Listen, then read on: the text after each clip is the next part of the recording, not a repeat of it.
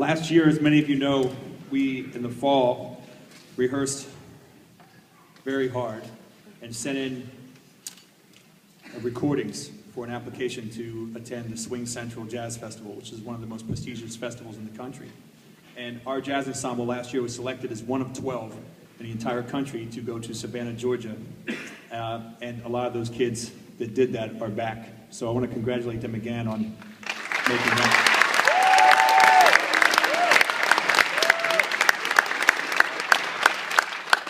So this year, we are trying it again. So we've been working even harder, because on top of that, we just submitted our Swing Central recordings. They found the new festival they wanted to try, and it features the music of Charles Mingus, and it's in New York City in February. And they take 3 public high school bands in the country. So we will find out the first week of January, or both of those. We find out on one day and the other the next day. So it'll be a very tense week when we come back. So we thought this evening we would play for you the 3 Mingus charts that we submitted to them for the festival. So thank you again for coming, the Lower Moreland High School Jazz Ensemble.